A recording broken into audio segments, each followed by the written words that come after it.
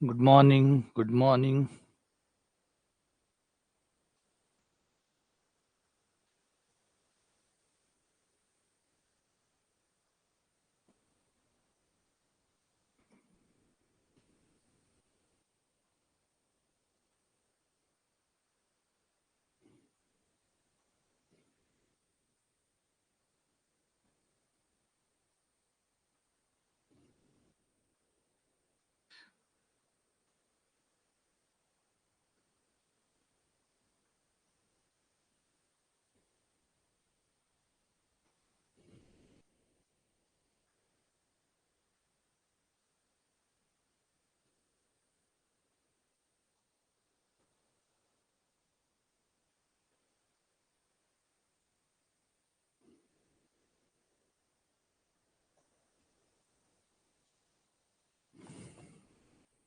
Good morning. Very good morning. Radhe Radhe, Radhe Radhe, Radhe Radhe. अच्छा, classes तो भगवान की दया से सारी हम लोगों की अच्छी रहती है ना। क्लासेस तो सारी जो एनलाइटेड क्लासेस रहती है, एनलाइटेड क्लासेस जहाँ पे आपका मतलब अंतःचक्षु खुलते हैं। हमारी मोटा मोटी क्लासेस सभी इसी बात को टारगेट करती है कि आपके जो अंतःचक्षु है, जो आपके ज्ञान चक्षु है, वो ओपन हो। बल्कि ये ना हो कि एक रट्टाफिकेशन वाली हमारी क्लास हो। हमारी क्लास में आपको कुछ ना कुछ मोटिवेशन मिले, हमारी क्लास से कुछ ना कुछ ऐसा मिले आपको जो आपको सोचने पे मजबूर करे, जो आपको बढ़िया करने के लिए मजबूर करे। तो ऐसी कुछ चीजें जो है ना वो लगातार ही हमारी क्लास में रहती है। वो आप लोगों ने देखा भी होगा, थोड़ा सा मेरा तरीका ही अलग ही रहता है। इससे थोड़ा सा मैं क्रिटिसाइज भी होता हूँ, है ना। इसके लिए मुझे आलोचना भी होती है कि भाई सर बहुत गहरा जाते हैं। जैसे मैंने आप लोगों को बताया था कि मेरा एक कोई यूट्यूब पे किसी ने मेरा वीडियो डाला था कि भाई आप इन सर से पढ़ो, अगर आपको बहुत डेप्थ में पढ़ता हो तो आप इन सर से पढ़िए, और अगर आपको केवल कंपटीशन जितना पढ़ना हो तो आप इस एक्स कोचिंग में या वाई कोचिंग में चले जाइए। लेकिन आपको अगर गहराई से पढ़ना हो आपको तो आप अमित गौड़ अकेडमी में चले जाइए। तो इसके लिए अब मुझे वो समझ में नहीं आया कि यार मैंने बुरा क्या किया। अगर कोई गहराई से पढ़ा रहा है, कोई डेप्थ में पढ़ा रहा है, तो इसमें क्या दिक्कत है। शायद मुझे लगा कि शायद स्टूडेंट के पॉइंट ऑफ व्यू से लोग ऐसे मानते होंगे कि भाई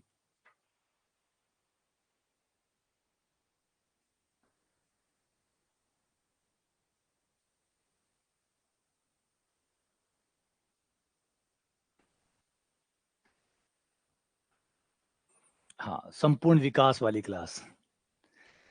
चलो आ जाओ, आज 3D में आगे बढ़ते हैं। अब एक चीज, दो तीन चीजें बता देता हूं आपको कि जो अभी हमारा सेकंड डिवीजन जो आप लोगों का स्टार्ट होगा। हाँ, तो आप लोगों को बता देता हूँ कि जो हमारा सेकंड डिवीजन स्टार्ट होगा आप लोगों का, जो हमारे साथ जो अप्रैल से जुड़े हुए हैं उनका कोर्स पूरा हो गया। हाँ, जो बीच में जुड़े हुए हैं उनका आधा हुआ, आधा हुआ, कोई बात नहीं, जब सेकंड डिवीजन होगा तो पूरा हो जाएगा। लेकिन जो हमारे डे वन से हमसे जुड़े हुए हैं, अप्रैल से जुड़े हुए हैं, आप में से बहुत से लोग जो है वो मध्य प्रदेश MP वर्ग 1 वाल से जुड़े हुए हैं। कई लोग ऐसे हैं जो सेकंड ग्रेड में उस समय जुड़ गए थे अप्रैल से, जब पहला बैच अप्रैल में शुरू हुआ था 2022 की वैकेंसी के बाद। तो उस वैकेंसी में जो जुड़े थे तब, अब उनका लगभग लगभग कोर्स एक बार पूरा हो गया है। तो अब उनका सेकंड कोर्स शुरू होने वाला है। सेकंड कोर्स में मेरा दिमाग था और लगातार मैं चल ही रहा था, पूरे 1 महीने से मैं सोच रहा था कि इस सेकंड जो रिवीजन है इसको बड़ा खास बनाना है, बड़ा स्पेशल बनाना है, इसमें बहुत सारे बदलाव लाने हैं। और पहली बात है कि अब जो हमारा सेकंड डिवीजन होगा वो कंप्लीटली ओरिएंटेड होगा एग्जाम के लिए। जो सिलेक्शन है उसको ओरिएंटेड होगा पूरा का पूरा। तो उसमें हम वो मिनिमम एफर्ट जो है वो डालेंगे और मैक्सिमम आउटपुट की तरह काम करेंगे। यानी उन सवालों को टारगेट करेंगे जो पेपर में पूछे जाते हैं।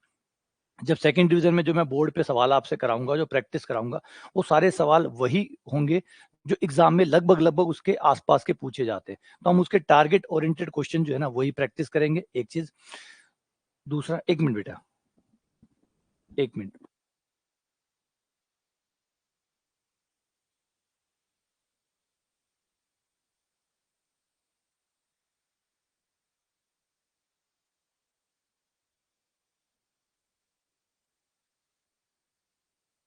तो एक तो ये बदलाव रहेगा कि जो क्वेश्चंस होंगे ना वो अब मैं अलग से उनको छांट के, दो तीन चार बदलाव है। वैसे तो मैं आपको एक वीडियो बना के दोबारा भी समझाऊंगा ये सारी बातें, लेकिन फिर भी आप लोगों को एक बार शॉर्ट टर्म में आपको एक बार 2-4 बातें बता देता हूँ। एक तो ये रहेगा, एक ये रहेगा कि मेरा दिमाग ये था कि जैसे टेस्ट होते हैं, आप लोगों को पीडीएफ डाउनलोड ना करनी पड़े, आप लोगों का वैसा ही एक क्यूज़ भी हो। क्यूज़ का मतलब है उसमें आपके क्वेश्चन आते रहें, आप उन पे राइट लगा के चेक कर लें, हाथों-हाथ सॉल्यूशन देख लें। टेस्ट-वेस्ट कुछ नहीं है, उसमें कोई नंबर नहीं आएँगे। टेस्ट फॉर्मेट जैसे ही होगा, टेस्ट में तो क्या होता है, आप सारे क्वेश्चन करते हैं, उसके बाद आपका रिजल्ट आता है, फिर आप सॉल्यूशन देख पाते हैं। वहाँ आप हर एक क्वेश्चन करेंगे, नीचे सॉल्यूशन आ जाएगा। पहले आप क्वेश्चन कर लीजिए, क्वेश्चन का जो भी आंसर है ए, बी, सी, डी वो दे दीजिए, वो देने के बाद में फिर सॉल्यूशन आ जाएगा। फिर दूसरा क्वेश्चन, इससे क्या होगा कि आपको डेली को पता चलेगा कि आप डेली कितने क्वेश्चन अटेम्प्ट कर रहे हैं, कितने क्वेश्चन प्रैक्टिस कर रहे हैं। तो वो एक डेली आपका हिसाब बनता रहेगा। तो उससे आपको क्या, वो माथापच्ची कम हो जाएगी कि पीडीएफ डाउनलोड कर रहे हैं, प्रिंट निकलवा रहे हैं, वो कर रहे हैं, वो झंझट से आप बच जाएँगे। उसमें गए आप क्यूज़ में, खोला और इस तरीके से आपका लगातार चलता रहेगा। एक ये बदलाव और लाने वाला हूँ। एक 2 तो ये बदलाव हो गए, तीसरा ये रहेगा कि जो फ़ॉर्मूले हैं, फ़ॉर्मूला का एक वीडियो बना के मैं आपको लूँगा, जिसमें जैसे मैंने आपको बता भी चुका, एक फ़ॉर्मूला शीट होगी। फ़ॉर्मूला शीट को एक्सप्लेन, कौन-सा फ़ॉर्मूला क्या है, क्या कहता है, उसको एक्सप्लेन करने का एक वीडियो प्लस फ़ॉर्मूला शीट, ये दोनों आपको मिलेगी। तो आपका वो टाइम बचेगा। एक तो आपको फ़ॉर्मूले लिखने नहीं पड़ेंगे क्योंकि फ़ॉर्मूला शीट मिल जाएगी आपको। दूसरा, अगर किसी फ़ॉर्मूले में कोई डाउट है तो उसका जो वीडियो है, उसके कॉरेस्पॉन्डिंग जो वीडियो है, वो आप लोग देख लो, तो आपको वो समझ में आ जाएगा कि ये फ़ॉर्मूला क्या कह रहा है, किसके बारे में है, किस चीज़ के बारे में है, तो वो आप चीज़ों को मिल जाएगा। जिससे आपका ये टाइम बच जाएगा कि आप फ़ॉर्मूले बना रहे हैं, आप अपना रजिस्टर डाल रहे हैं, उसमें फ़ॉर्मूले लिख रहे हैं, वो टाइम बच जाएगा, सीधा आपको दिमाग में ही डालने पड़ेंगे। तो ये 2-3 बड़े बदलाव हैं जो हम करेंगे, और भी कुछ बदलाव है जिसको आगे वाले जो सेकंड बैच आएगा उसमें करेंगे, ठीक है ना? तो ये चीज़ें जो है, हाँ, लेकिन वही है, मकसद इस बार वो रहेगा सिलेक्शन ओरिएंटेड। अब की जो क्लासेस, जो सेकंड टाइम में जो क्लासेस होंगी, उनका पूरा हमारा फ़ोकस रहेगा सिलेक्शन के ऊपर कि सिलेक्शन कैसे निकले, क्योंकि जो भी है ठीक है, देखो एनलाइटेड होना बहुत अच्छी बात है, मैथ्स में रुचि होना बहुत ज़रूरी है, ये सब चीज़ें ज़रूरी है। मतलब ये मैं वो चाहता हूँ कि जिससे आप प्यार करो, आपकी शादी भी उसी से हो, है ना? ये ज़्यादा इम्पोर्टेंट है कि जिससे आप प्यार करें, बिल्कुल है। शादी हो गई, प्यार नहीं हुआ तो मुश्किल हो जाएगी, प्यार हो गया और शादी ना हुई तो मुश्किल हो जाएगा। तो ज़रूरी है दोनों चीज़ें हो जाए तो बेटर है। तो हम चाहते हैं कि जिससे आपको प्यार हो रहा है, उससे आपकी शादी भी हो जाए तो दोनों चीज़ें बेटर हो जाए। फिर वही नौकरी आपको मिल जाए तो क्या कहना? मैथ्स तो आपको पसंद थी ही थी, पढ़ना और पढ़ाना दोनों पसंद था, नौकरी भी वही मिल गई, तो फिर बल्ले-बल्ले। तो ऐसा-सा आप लोगों को हम देने की कोशिश करेंगे इस सत्र के अंदर। अब नया जो सेकंड डिवीज़न आप लोगों के लिए शुरू होगा, ठीक है ना?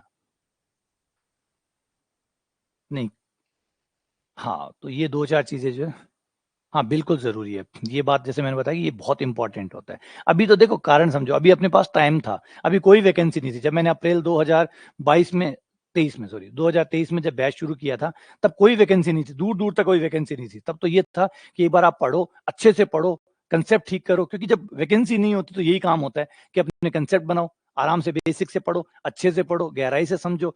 उसमें कोई वैकेंसी थी नहीं, बस ये था कि हाँ ठीक है, छोटी-मोटी ईएमआरएस की वैकेंसी आएगी, बाकी मेन वैकेंसी तो अभी टाइम है। तो टाइम था हमारे पास, तो हमने पढ़ा। अब भर्ती आने वाली है, तो भर्ती के हिसाब से पढ़ेंगे, है ना? जब टेस्ट मैच होता है, तो टेस्ट के हिसाब से खेला जाता है, टी20 को टी20 के हिसाब से खेला जाता है। टी20 में आप टेस्ट नहीं खेलते और टेस्ट में आप टी20 नहीं खेलते। तो बस पहले यूँ समझिए कि पहले हम टेस्ट खेलते थे, क्योंकि उस समय हमारे पास 5 दिनों का मैच था। 5 दिनों के मैच को 20 ओवर में निपटाएँगे तो मुश्किल हो जाएगा। तो पहले उतना टाइम था तो उतना पढ़ा, अब उस टी20 का टाइम है तो टी20 खेल लेंगे, है ना? तो उस हिसाब से हम चलेंगे।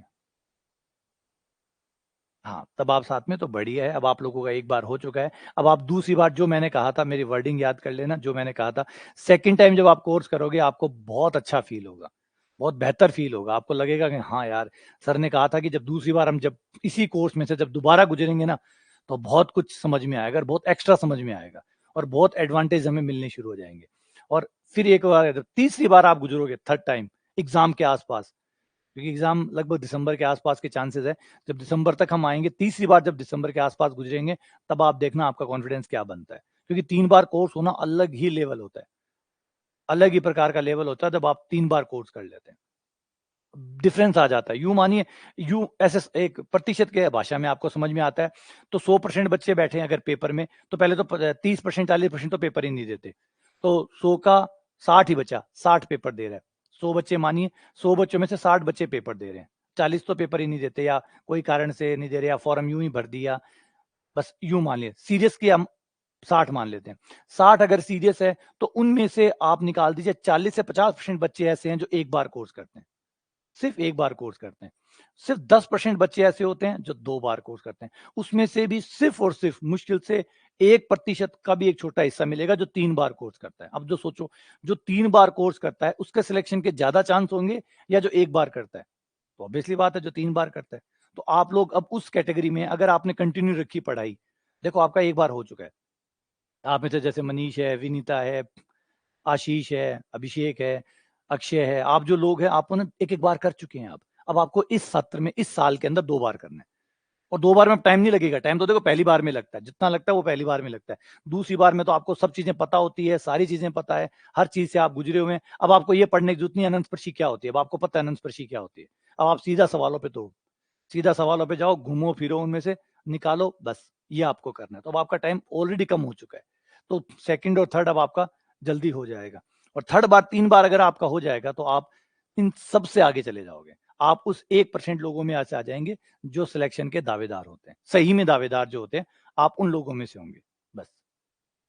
तो मोटा मोटा चांसेस आपका पूरा पूरा है, पूरा पूरा सिलेक्शन के चांसेस आपके हैं। और चांसेस की क्या जरूरत है, आप लोगों को पता भी हो गया होगा। अभी आप लोगों ने, आप में से कई लोगों ने एस्टेट का एग्जाम दिया, क्वालिफाई है, क्वालिफाई है। आप में से कई लोगों ने शायद वो AWS का एग्जाम दिया था, वो क्वालिफाई है। और देख लेना, अब तो एक बार में ही चल रहा है। अभी तो फर्स्ट टाइम ही चल रहा है, अभी तो सेकंड टाइम गुजरेंगे, फिर थर्ड टाइम होगा, तो देखो 3 टाइम में क्या क्या होता है।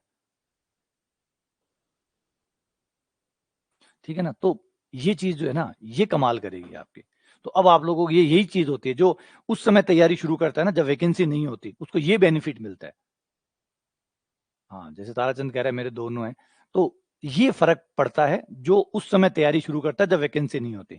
एक अब एक बार कोर्स वाले कौन से होंगे जो अब आएंगे उनका एक ही बार कोर्स होता है। आप कुछ भी कर लो, ये जरूरी नहीं कि अमित जी के पास पढ़ो, अमित जी के पास पढ़कर XYZ के पास कहीं चले जाओ, एक ही बार कोर्स होगा अब उनका। एक बार एग्जाम में वो रिवीजन कर सकते हैं, बस वो इतना ही कर सकते हैं। अब आप 2 बार की उम्मीद नहीं कर सकते, अब आप 2 बार की उम्मीद कर सकते हो। जो लोग पहले से थे ना, वो 2 बार की उम्मीद कर सकते हैं, वो 3 बार की उम्मीद कर सकते हैं। अब जो नया आएगा वो एक बार कोर्स करेगा, फिर एग्जाम के आसपास जो रिवीजन होता है वो कर लो बस। अब वो 3 बार नहीं गुजर सकता, लगभग नामुमकिन है। और 3 बार गुजरेगा तो खाली फॉर्मेलिटी करेगा, फटाफट फटाफट। 3 क्यों, फिर तो 10 बार गुजर जाओ। ऐसे फॉर्मेलिटी करके गुजरनी है तो 10 बार गुजर जाओ। लेकिन अब वो एज जो आपको मिली है ना अभी, उसका पूरा फायदा उठाना। ये एक्स्ट्रा एज है आपको जो अभी मिली है। एक तो वो समय था आपको जब कोई स्ट्रेस नहीं था। अब आपने जब फर्स्ट टाइम कोर्स किया, कोई स्ट्रेस नहीं था क्योंकि कोई वैकेंसी नहीं थी। स्ट्रेस किस बात का है? तो जो आपने पढ़ा, मन से समझा, अपने पूरा टाइम दिया, आपको कोई प्रेशर नहीं था कि डेली इतना निकालना है, मैं पीछे हूं, मैं आगे हूं, वो कोई टेंशन नहीं था। तो ये फर्क अब आपको मिल रहा होगा। तो अब सेकंड टाइम आओगे, थर्ड टाइम आओगे, तो आप लोगों का पूरा पूरा है। मतलब हो सकता है अगर आप लोगों ने थोड़ा सा साथ दिया हमारा, तो आप लोग, हम टॉपर भी दे देंगे इस बार, क्योंकि 3 बार कोर्स होना टॉपर बनाता है। हाँ, कोई बात नहीं, मैं बता रहा हूँ बीच में आए हैं वो, तो उनका तो एक आधा बार हुआ होगा, अभी तक हाफ हुआ होगा, हाफ रह गया। मैं उनकी बात कर रहा हूँ जो हमसे अप्रैल में जुड़े हैं। जैसे आशीष है, वो अप्रैल में जुड़ा था, और बहुत से लोग हमसे अप्रैल में जुड़े थे या उससे पहले भी जुड़े हैं। तो वो जो लोग जुड़े हैं, मैं उनकी बात कर रहा हूँ। उनका अब एक बार हो चुका है और बहुत अच्छे से हो चुका है एक बार। वो आपका रिजल्ट आप देख भी सकते हो उनसे, उनकी हर चीज में फर्क नजर आता होगा आपको। तो वो फर्स्ट टाइम। अब उसके बाद में अगर यहाँ 2 बार और हो जाता है तो 3 बार होने का मतलब आप समझते हैं क्या होगा? ये लोग सबसे आगे होंगे, सबसे आगे। मतलब कोई कंपटीशन में इनके है ही नहीं। जो 3 बार कोर्स पूरा कर लेगा उसके कंपटीशन में कोई है ही नहीं। बस अपना जीके संभाल लेना भाई, मैथ्स की गारंटी मैं दे दूंगा। 3 बार जिनका कोर्स हो रहा है, मैथ्स की गारंटी मेरी है। बस जीके संभाल लेना, जीके गड़बड़ मत कर देना, क्योंकि पिछली बार भी मेरे स्टूडेंट के साथ यही हुआ है, जीके ले बैठा। तो जीके ले बैठा वो वाली स्थिति मत कर देना, है ना? आप लोगों को जीके ना मरवा दे, जीके को अपने ठीक कर लेना। हाँ, तो वो तो आना ही है। वो बता रहे हैं, फर्क तो पड़ता ही है ना। जब आप अब आप 2 बार गुजरेंगे, अब जो सेकंड टाइम कोर्स कर रहे हैं, एक जो फर्स्ट टाइम कोर्स कर रहे हैं, दोनों टेस्ट देंगे, तो टेस्ट में आपको अंतर नजर आएगा ही आएगा। अच्छा, बोर्ड पे जब सवाल आएंगे, वो फटाफट आंसर देंगे, वो 2 तरीकों से आंसर देंगे, तो ये नजर आएगा ही आएगा। वो तो होना ही है, आप खुद समझो। एक आदमी 3 बार कोर्स कर रहा है, एक आदमी सिर्फ एक बार कोर्स कर रहा है, गैप तो दिखेगा ही ना, है ना? तो ये गैप आपको दिखना ही दिखना है। हाँ, इस बार जो रहेगा, अब सेकंड डिवीजन आपका पूरा का पूरा एग्जाम ओरिएंटेड अप्रोच ही रहेगी कि एग्जाम कैसे क्वालिफाई हो, एग्जाम कैसे पास, और जरूरी है, जो मैंने पहले आपको बता दिया कि एग्जाम का क्रैक होना बहुत जरूरी है। पढ़ाई की कोई सीमा नहीं है, पढ़ते ही रहना है। आपको एक पढ़ने की लगन लग गई, बस पर्याप्त है। अब उसके बाद तो जिंदगी भर पढ़ते रहना है, और पढ़ने में अलग ही मजा है। मैंने आपको सिखा भी दिया और ये एहसास भी करा दिया कि पढ़ने का अलग ही आनंद है। तो अब आपको पढ़ने का आनंद आने ही लग गया। अब सिलेक्शन और हो जाए तो कहना क्या, सोने पे सुहागा हो जाएगा। तो बस वही चाहते हैं कि अब आपके सिलेक्शन जो है उस पर हम काम करें, और अब हमारी अप्रोच जो है 1 साल तक सिर्फ और सिर्फ सिलेक्शन पे रहे कि सिलेक्शन कैसे निकल सकता है ना। अब उसी पे काम करेंगे। तो सेकंड डिवीजन जो अब हमारा शुरू होगा वो सिर्फ एग्जाम ओरिएंटेड होगा। अब सीधा एग्जाम पे बात करेंगे, ठीक है। ऐसा कुछ नहीं है लेट हुए। अब ये मत सोचो, इतना गंभीर ना हो जाइए कि लेट हो गए। लेट कुछ नहीं है, आपसे भी लेट आ रहे हैं अभी लोग। अभी लोग, हो सकता है कई लोग अभी भी आएंगे जो जनवरी में नए कोर्स लेंगे, नए बच्चे जुड़ेंगे, वो जनवरी में आएंगे। कई लोग हैं जो फरवरी में आएंगे, कई लोग हैं जो मार्च में आएंगे, कई लोग हैं जो मार्च में आएंगे, और कई लोग मार्च तक नहीं। जब कोचिंग खुलेगी ना, आप देखना नोटिफिकेशन तक बच्चा कोचिंग ज्वाइन नहीं करता या पढ़ता भी नहीं है। वो नोटिफिकेशन तक तो वैसे नहीं करेगा, नोटिफिकेशन आने के बाद में भी उसको सीरियसनेस नहीं आएगी। फिर वो जाके जैसे एग्जाम की थोड़ी डेट वेट आएगी, खबर आएगी कि एग्जाम इस टाइम हो सकते हैं, उससे 6 महीने के अंदर अंदर भाग दौड़ शुरू होगी। अगर मान लीजिए दिसंबर में एग्जाम है, तो जुलाई में मेला लगेगा। जुलाई में जाके जब पहली खबर आएगी कि एग्जाम की डेट ये आ सकती है, ये आ सकती है, इतने में लोग घूमना शुरू हो जाएगा। ये बड़ा प्रतिशत तब होगा जब एग्जाम के आसपास डेट आएगी, तब लोग आएंगे। तो आप लोग इस समय से काफी आगे हैं।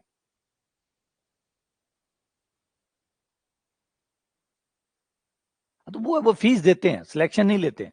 वो सिर्फ फीस देते हैं, है ना। 2 प्रकार के बच्चे होते हैं। एक होते हैं जो कोचिंग का मतलब नींव होते हैं, जिसपे कोचिंग टिकी है, जिसका फाइनेंशियल स्ट्रक्चर जो देते हैं, फाइनेंशियल मजबूती देते हैं, वो 3-4 महीने पहले ही आते हैं। एक होते हैं जो सिलेक्शन देते हैं, वो 1-1.5 साल पहले आते हैं। 2 कैटेगरीज होती है। एक है जो सिलेक्शन देता है, वो बाद में, तो वो कम आते हैं। याद रखिए, वो कम आते हैं, उनका प्रतिशत भी कम होता है। वो होंगे 100, होंगे 200, होंगे इतने ही होंगे। जो सिलेक्शन देंगे वो थोड़े से ही आएंगे, लेकिन जो फीस देंगे वो बहुत सारे आएंगे, लेकिन वो एग्जाम के आसपास ही आएंगे। वो एग्जाम के आसपास आएंगे। वो पहले छूट का इंतजार करेंगे, कितना परसेंट चल रही है छूट, 10%। नहीं यार, अभी नहीं लूंगा, अभी तो 10% चल रही है। फिर अब क्या चल रहा है कि 15%, ठीक। उन्हें समझ में नहीं आ रहा कि टाइम भी कम हो रहा है। उन मूर्खों को ये कभी समझ में नहीं आएगा कि टाइम कम हो रहा है। वो 10%, 15%, 20%, 25%, 30% परसेंट जब तक 80 या 90% नहीं आ जाएगा ना, तब तक वो कोर्स नहीं लेंगे। अभी उन्हें समझ में नहीं आ रहा कि टाइम भी जा रहा है। टाइम जाने दो, चाहे 90% से कम पे कोर्स नहीं लूंगा। इतनी छूट जब मिलेगी तब जाके कोर्स लूंगा। फिर वो सिर्फ 10% पैसे ही दे के जाएंगे, बाकी कुछ नहीं होगा। वो फाइनेंशियल ढांचा मजबूत करके जाएंगे। हमारा मतलब जो अकाल का जो टाइम है उसको पूरा करके जाएंगे। सिलेक्शन नहीं देंगे वो लोग, ठीक है ना। चलो आ जाओ, फिर सवालों पे चलते हैं।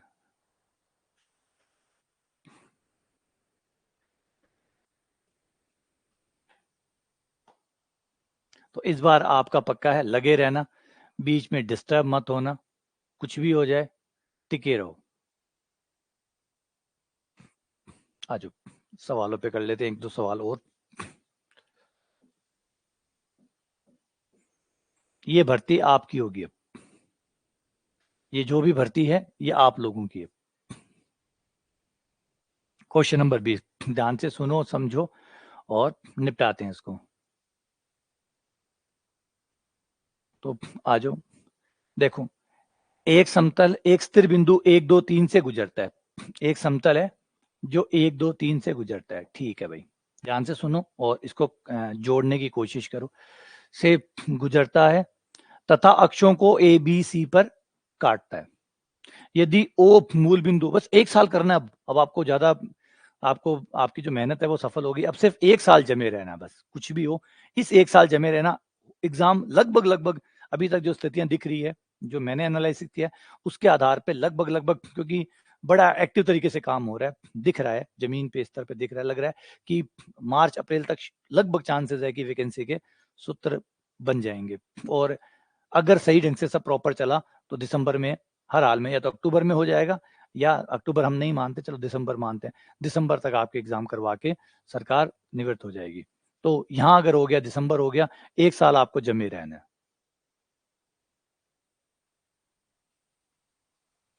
हाँ, तो आप सिलेक्शन वालों में हैं, बिल्कुल। आप सिलेक्शन वालों में, अगर आप अपने चांसेस खराब ना करें तो बात अलग है। अब 1 साल है, मतलब 4 कदम चल लिए, 2 कदम और चलने हैं। बस अभी 2 कदम और चल लीजिए और डटे रहिए, है ना? फालतू की डिमोटिवेशन, मोटिवेशन, अरे अब माहौल भी बनेगा, ये बात भी है। जैसे वैकेंसी आएगी, है ना? जो फेक एक्सपर्ट जो है, मतलब झूठे एक्सपर्ट है, वो आएँगे, वो फिर डाइवर्ट करेंगे, कोई टॉपर निकल के आएँगे, सेकंड ग्रेड वाले, कोई और लेके आएँगे, फिर वो मत्ती भ्रम करेंगे। तो उससे बच के रहना बस। देखो मेहनत है, मेहनत ही काम करती है, और जुगाड़-वुगाड़ काम नहीं करता। ठीक है? स्ट्रैटेजी होती है, उसमें कोई दो राय नहीं है। लेकिन ऐसी स्ट्रैटेजी नहीं होती जो जादू की तरह काम कर दे। ऐसा नहीं हो सकता कि जादू की तरह काम कर दे, ऐसा कुछ नहीं है। मेहनत, मैंने पहले ही कहा था, स्मार्ट वर्क आपकी मेहनत को 4 चाँद लगा सकता है, लेकिन हार्ड वर्क का रिप्लेसमेंट कुछ नहीं है। ऐसा नहीं है कि कोई ये कहे कि देखो मैं 3 महीने में तुम्हें टॉपर बना दूँगा, 3 महीने में मैं खुद बनाऊँगा, मैं तुम्हें बना दूँगा। मैंने सिर्फ़ 3 महीने पढ़ाई की, इसीलिए मैंने टॉप कर दिया। मैंने देखो कैसे 45 दिन में, और जो ये वीडियो देखता है ना, जो ये वीडियो देखता है कि 45 दिन में सिलेक्शन कैसे लें, समझ जाओ कि वो सिलेक्शन नहीं होने वाला। वो सिर्फ़ वीडियो के व्यू बढ़ाएगा, सिलेक्शन नहीं लेगा।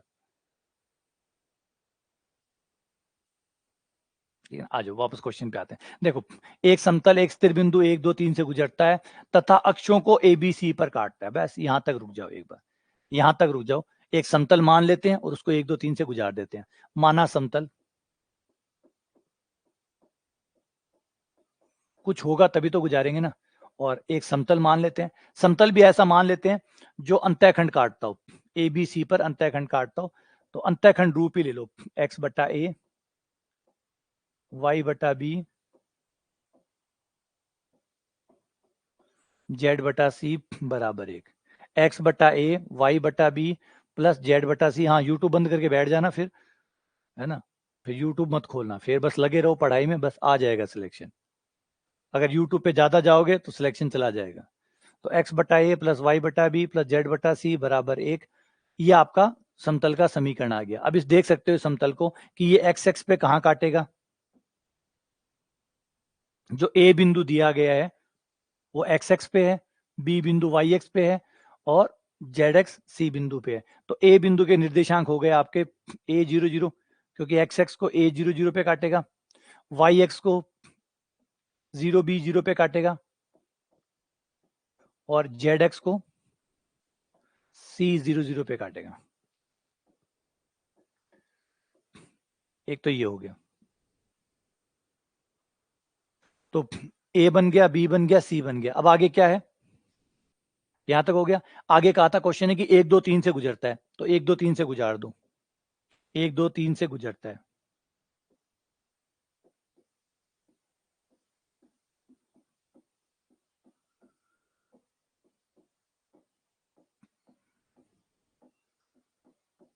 एक्स का मान 1, वाई का मान 2, जेड का मान 3। एक्स का मान 1, वाई का मान 2, जेड का मान 3। ये लो, एक समीकरण ये बन गई, समीकरण नंबर 1। जितना दिया था उससे हमने बना लिया। इसने कहा था एक समतल है जो एक्स एक्स को ए बी सी पे काटता है, ये रहा ए बी, अच्छा 0, 0 सी रह गया।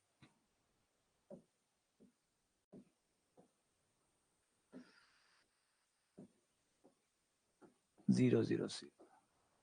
तो आगे क्या कह रहा है क्वेश्चन, यहां तक पूरा हो गया। आगे चलते हैं। ओ मूल बिंदु है, ठीक है। ओ ए बी सी के केंद्र का बिंदु पद।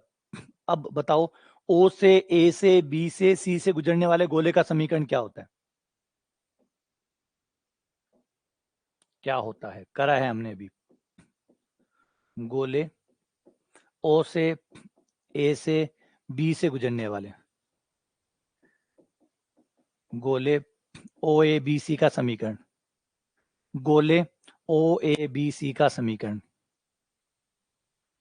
कई बार कर चुके हैं, ये रहा।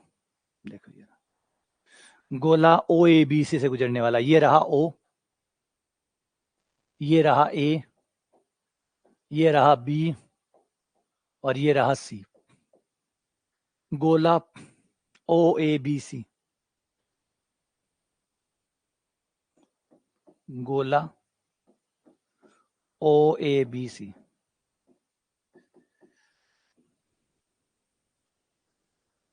गोला ओ ए बी सी बनाया था।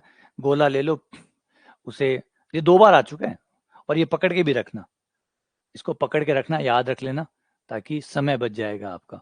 और इसको व्युत्पन्न भी किया हुआ है,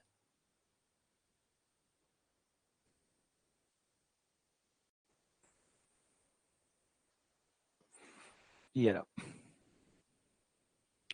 मूल बिंदु से गुजरने वाला तथा निर्देशीय अक्षों पे ए बी सी के अंतःखंड काटने वाले गोले का समीकरण, ठीक है ना। तो ये याद रखना डायरेक्ट, ताकि टाइम खराब ना हो, बार बार बनाना ना पड़े। इसे कहते हैं गोला ओ ए बी सी।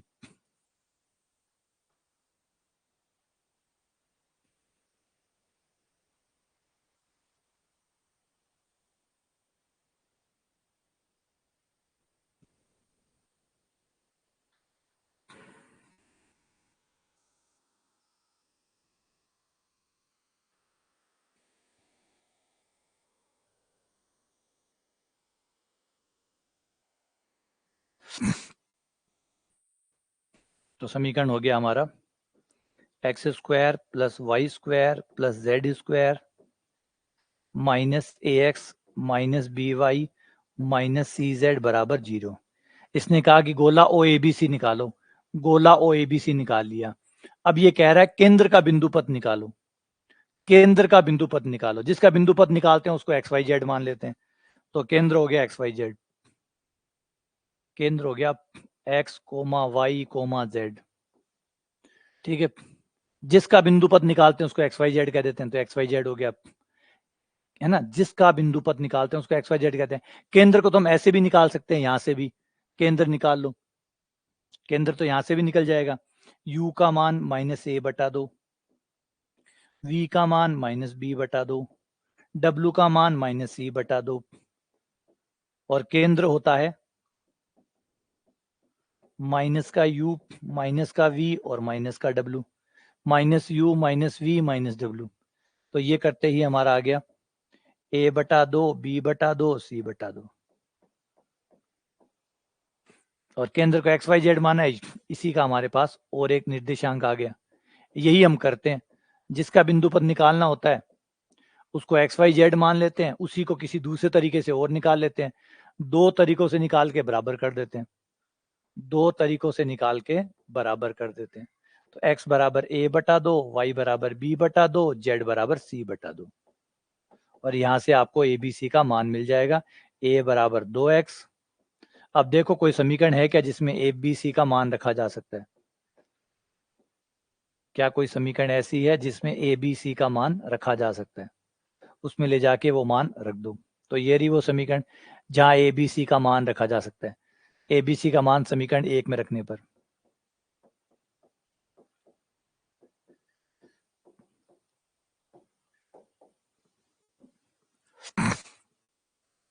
एक बटा 2x plus 2/2y plus 3/2z बराबर 1। 2 से गुणा कर दो समीकरण को, तो 1/x plus 2/y plus 3/z बराबर 2। और ये कौन सा आंसर है? ये रहा 1/x plus 2/y plus 3/z बराबर 2।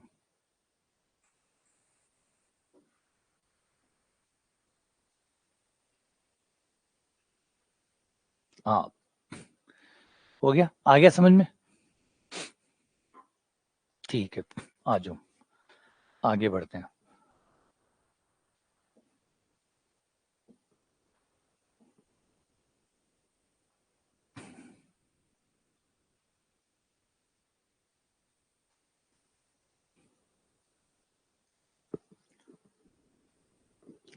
ये क्वेश्चन, गोले के व्यास का समीकरण बताइए। गोले के व्यास का समीकरण, एक गोला दिया गया, ये रहा। एक स्पर्श समतल दिया गया है, ये रहा। गोले का व्यास सॉरी, गोले का समीकरण दिया गया है, उसको स्पर्श करने वाले समतल का समीकरण दिया गया है। अब गोले के व्यास का समीकरण इनमें से कौन सा है? गोले के व्यास का समीकरण इनमें से कौन सा है? क्वेश्चन को समझो, क्या कहना चाहता है। व्यास कौन होता है? रेखा ही तो होती है। व्यास कौन होता है? रेखा ही तो होती है। व्यास की खास बात क्या होती है? व्यास की खास बात क्या होती है?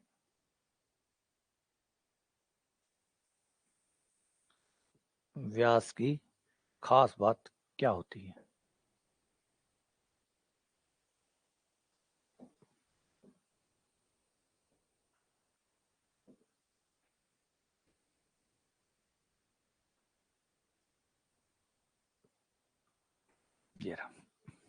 ये वृत्त मतलब गोला। गोला देखो, व्यास क्या होगा कि ये जो स्पर्श बिंदु है, इससे लंब खींचा जाए तो वो केंद्र से होता हुआ जाएगा। तो व्यास क्या होता है? आपका जो स्पर्श तल है, स्पर्श तल पे लंबवत खींची गई रेखा ही तो व्यास होती है। क्योंकि स्पर्श तल होगा, स्पर्श तल पे जहां स्पर्श बिंदु है, स्पर्श बिंदु पे खींचा गया। स्पर्श बिंदु पे खींच लो या केंद्र से जाता हुआ खींच लो। केंद्र से जाता हुआ होगा तो वही बात होगी, या स्पर्श बिंदु से जाता होगा तो, क्योंकि स्पर्श बिंदु से खींचोगे वो केंद्र से होते हुए जाएगा, और जो केंद्र से होते हुए जाएगा वो स्पर्श बिंदु से भी जाएगा। दोनों में से कोई भी एक चल जाएगा। आपके पास दोनों में से कोई भी एक हो, चल जाएगा। आपके पास अगर ए पॉइंट है तो भी चल जाएगा, बी पॉइंट है तो भी चल जाएगा। ए या बी में से कोई भी हुआ तो चल जाएगा। हमारे पास ए पॉइंट तो नहीं है लेकिन बी है, बी गोले से निकल जाएगा। गोले का केंद्र है, गोले से निकल जाएगा। अब हमें चाहिए स्पर्श तल का लंब चाहिए। लंब के दिक् अनुपात समतल दे देगा। समतल हमें जो है, समतल के जो दिक् अनुपात होते हैं वो अभिलंब के दिक् अनुपात होते हैं, और व्यास क्या है? स्पर्श तल के लंबवती होता है। तो इसके अभिलंब के दिक् अनुपात हमें मिल जाएंगे।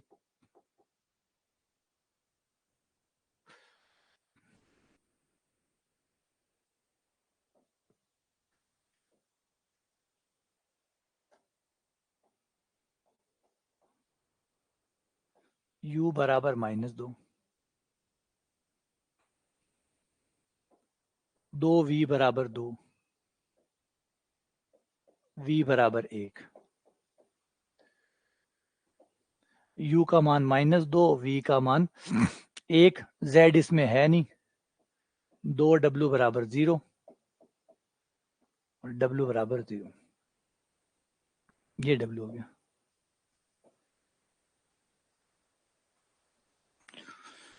तो ये हमारा केंद्र हो जाएगा माइनस का u, माइनस का v और माइनस का w। माइनस u हो जाएगा +2, v का मान हो जाएगा -1, w का मान हो जाएगा 0। ये आपका केंद्र हो गया। 2 -1 0, 2 -1 0। और दिक् अनुपात हम समतल के ले लेंगे, क्योंकि समतल के दिक् अनुपात होते ही नहीं है, वो तो अभिलंब के दिक् अनुपात ही होते हैं, और ये अभिलंब है। समतल में दिक् अनुपात अभिलंब के होते हैं। समतल में दिक् अनुपात अभिलंब के होते हैं, और ये अभिलंब ही है, तो ये इसके हो गए, तो ये इसके काम आ जाएंगे। 2 -1 और 2। और रेखा का समीकरण होता है जिसके आपको एक बिंदु पता होना चाहिए और दिक् अनुपात पता होने चाहिए। बिंदु और दिक् अनुपात। अब बिंदु भी पता है और दिक् अनुपात भी पता है, तो समीकरण भी आ जाएगा। x - 2 y + 1 z - 0, 2 - 1 2। ये आपका समीकरण आ गया। x - 2 बटा 2, y + 1 बटा -1, z बटा 2।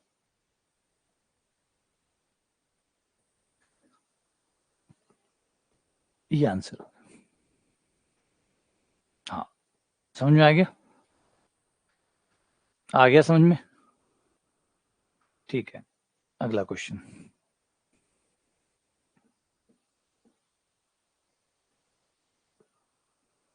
ये क्वेश्चन है कि ये समतल है, इस समतल की इस गोले से न्यूनतम दूरी बताइए। ये अच्छा सवाल है। न्यूनतम दूरी बताइए कि गोले और समतल के बीच की न्यूनतम दूरी कितनी होगी। ये समतल है, ये गोला है। आइडिया लगाओ, ऐसा क्वेश्चन हमने पहले भी किया है, ऐसा क्वेश्चन हमने पहले भी किया है। गोले और समतल की न्यूनतम दूरी बताइए, कैसे निकालोगे? न्यूनतम दूरी किसी समतल की गोले से न्यूनतम दूरी कैसे ज्ञात करोगे?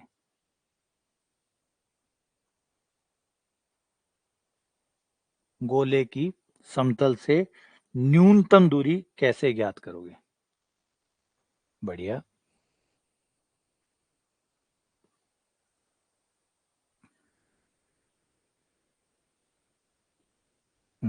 बिल्कुल बिल्कुल मुकेश, बिल्कुल मनीष। थोड़ा सा करेक्शन है इसमें, बाकी ठीक है, थोड़ा सा करेक्शन है। तो हम क्या करेंगे, बिल्कुल हम ऐसे करेंगे कि हम एक गोला लेंगे जो कि दिया हुआ है, ये गोला ले लिया, ठीक है। गोले के पास में कहीं से भी गुजर रहा होगा समतल ले लिया। अब हम क्या करेंगे, हम गोले के केंद्र से समतल पे लंब डालेंगे, और हमें पता है लंब दूरी सबसे छोटी दूरी होती है, लंब दूरी सबसे छोटी दूरी होती है। गोले के केंद्र से समतल पे लंब डालेंगे और ये दूरी सबसे कम दूरी होगी, ये न्यूनतम दूरी होगी। लेकिन ये दूरी, यहां पे करेक्ट करें, ये दूरी केंद्र से सबसे छोटी होगी, तो बिंदु से दूरी ये होगी, गोले से दूरी ये कहलाएगी, ये दूरी गोले से होगी। तो हम क्या करेंगे, ये टोटल दूरी p निकाल लेंगे, गोले के केंद्र से समतल पे लंब डाल के p निकाल लेंगे, गोले की त्रिज्या r निकाल लेंगे और गोले की त्रिज्या को p में से माइनस कर देंगे, तो ये दूरी आ जाएगी p minus R, p minus R, p minus R. क्योंकि हम जब केंद्र से लंब डालेंगे, तो हम केंद्र से लंब डालेंगे तो वो न्यूनतम दूरी होगी, लंब से तो छोटी दूरी, बड़ी दूरी हो ही नहीं सकती, वो तो सबसे छोटी दूरी होती है। तो केंद्र से लंब डालोगे, लेकिन ये दूरी केंद्र की है, पी जो आई है वो केंद्र की है, ना कि गोले की है। तो गोले के बिंदु से कितनी हुई, आर माइनस पी, आर निकाल दो, गोले की त्रिज्या निकाल दो, तो R minus P, P minus R, sorry P minus R, ये आपकी न्यूनतम दूरी होगी। बात समझ में आई? बात समझ में आई? गोले के बिंदु से कैसे निकालेंगे?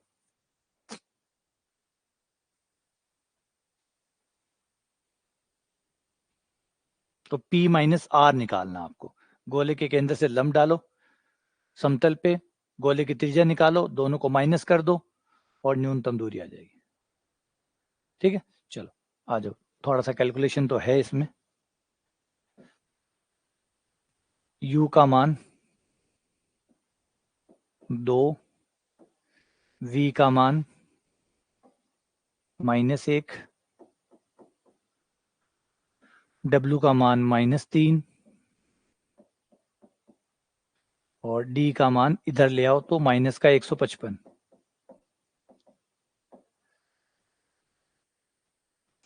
केंद्र निकाल लो, -u -v -w,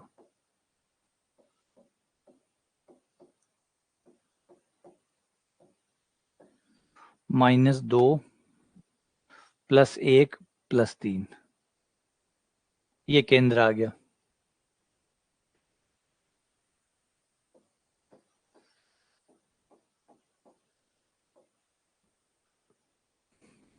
-2 1 3, ये केंद्र आ गया। और त्रिज्या भी निकाल लो r,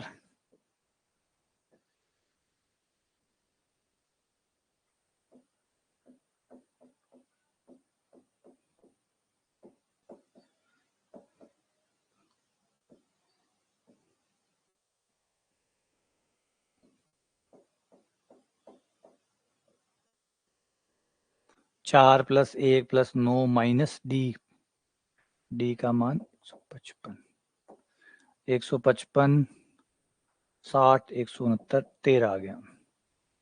गोले की त्रिज्या आ गई 13। समतल का समीकरण है 12x + 4y + 3z -327 बराबर 0।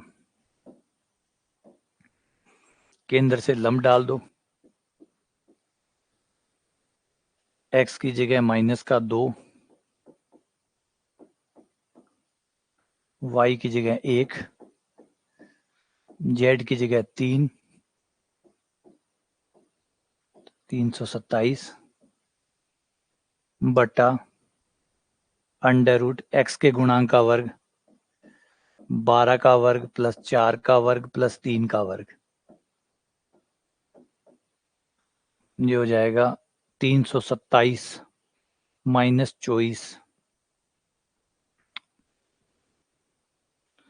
327 माइनस 24,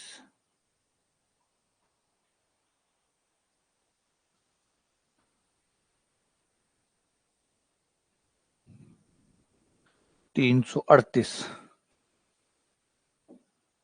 और बटा 13 और ये आ गया 26।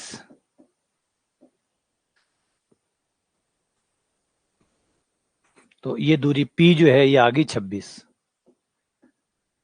तो ये 26, ये 13, तो ये दूरी आ गई 26 माइनस 13, आंसर आ गया 13।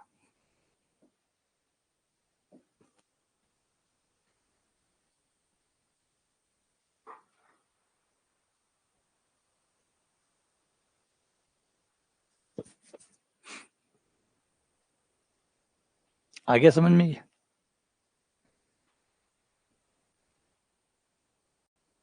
ठीक है,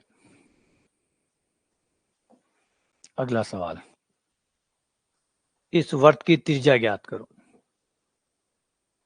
निम्न वर्त की त्रिज्या ज्ञात करो। याद होगा आपको कैसे करना है, त्रिज्या ज्ञात करो।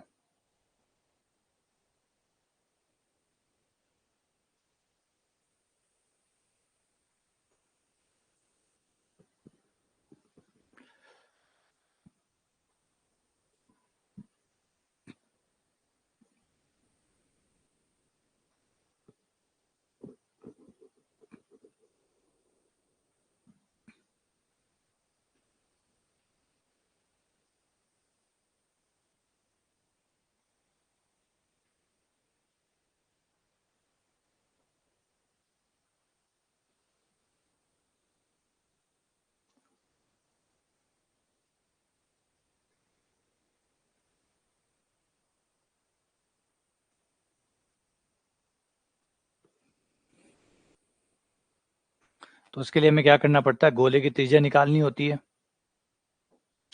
और P निकालना होता है। तो यहां से जब आप निकालोगे तो U बराबर आ जाएगा -1, V बराबर आ जाएगा -2, W बराबर आ जाएगा, अच्छा U तो है ही नहीं इसमें,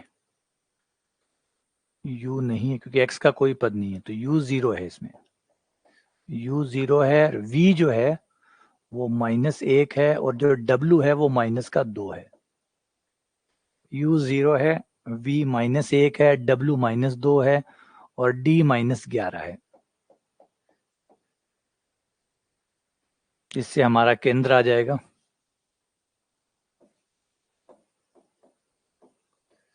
-U -V और -W, तो ये हो गया 0 + 1 + 2, ये केंद्र आ गया। और गोले की त्रिज्या आ जाएगी √U² + V² + W² माइनस का D।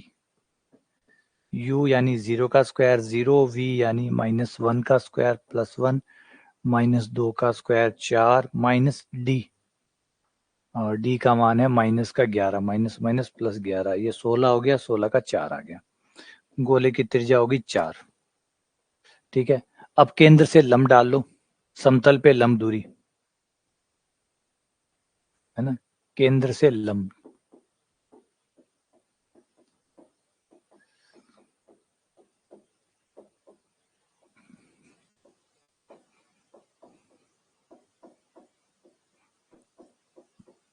लांबिक दूरी, परपेंडिकुलर डिस्टेंस, मान रखने पर x की जगह कितना है, 0 1 2 है, x की जगह 0, y की जगह 1, z की जगह 2 माइनस 15 बट्टा x के गुणांक का स्क्वायर, y के गुणांक का स्क्वायर प्लस z के गुणांक का स्क्वायर। x के गुणांक का स्क्वायर, y के गुणांक का स्क्वायर, z के गुणांक का स्क्वायर। तो ये p बराबर आ गया आपका 2 + 4 - 15।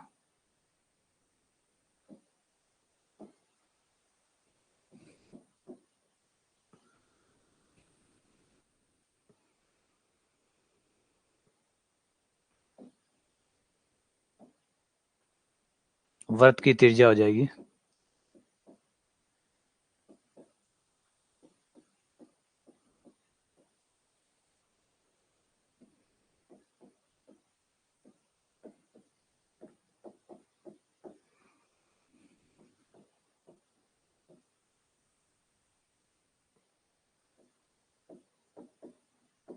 16 - 9 √7।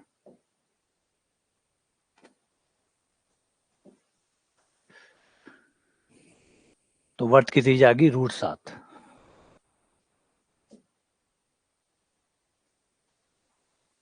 ये अच्छा क्वेश्चन है। वृहत वृत्त, क्वेश्चन को ध्यान से पहले भाषा समझना। क्वेश्चन क्या कह रहा है? वृत्त वृत्त में बता चुका कल, ग्रेट सर्कल। ये कह रहा है कि ये जो सर्कल है, ये सर्कल किस वृत्त, किस गोले का, ये सर्कल किस गोले का सबसे बड़ा वृत्त है?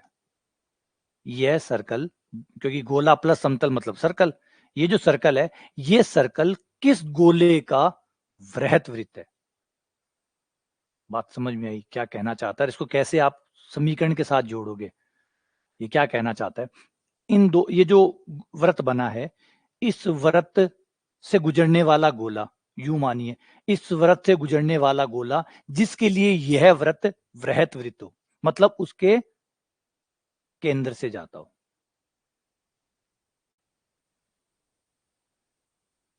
यानी यानी इस व्रत को सम्माहित करने वाला जो गोला होगा, इस व्रत को जो सम्माहित करने वाला गोला होगा, उस गोले का केंद्र ही व्रत का केंद्र होगा, और वो समतल पे स्थित होगा। क्योंकि समतल जब केंद्र से नहीं काटेगा, एकदम केंद्र से नहीं काटेगा, तो वृत्त वृत्त कैसे बनेगा? इसका मतलब समतल जो है वो गोले के केंद्र से जाएगा, और गोले का केंद्र ही वृत्त का केंद्र होगा। तो वृत्त गोला का केंद्र एक ही होगा और वो समतल पे होगा। ये है आइडिया, ये है आइडिया।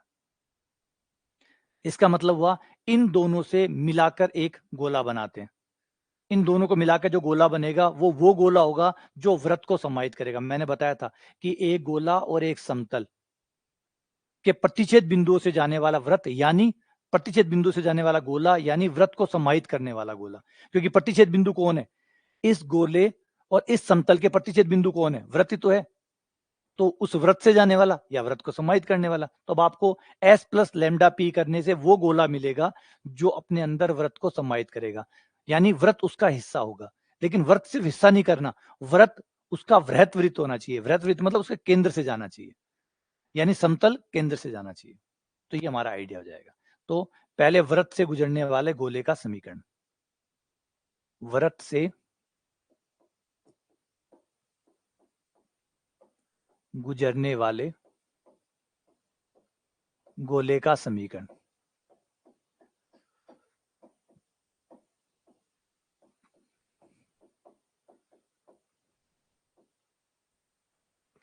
गोले का समीकरण जो कि होगा S + λp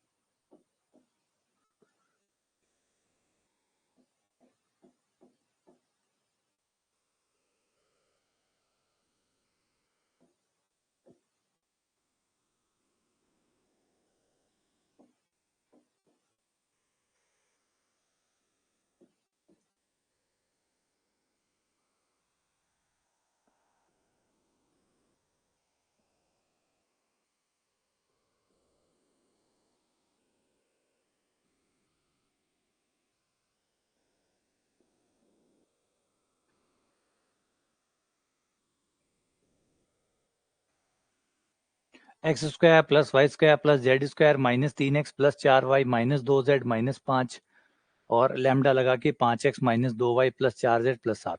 अब ये क्या बना है, इसकी कल्पना करो, ये क्या बना है।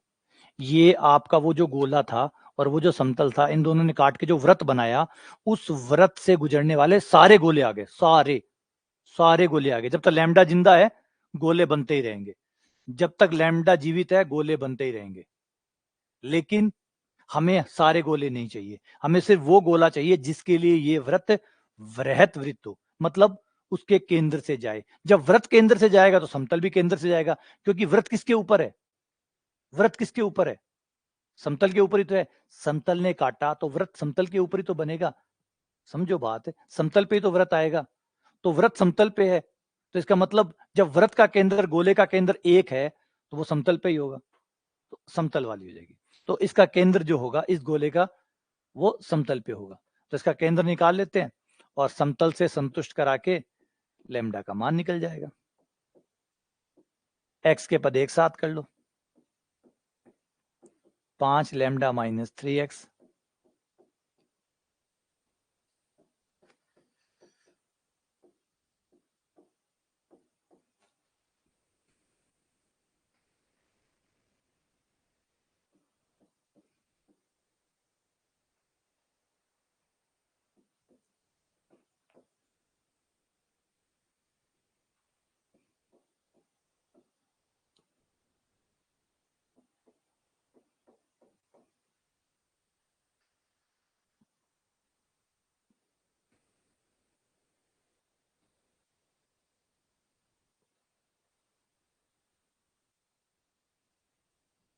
ठीक है। ये आपका x कॉमन आ गया, 5 lambda minus 3, 4 minus 2 lambda, 4 lambda minus 2 और 7 लैम्डा माइनस 5।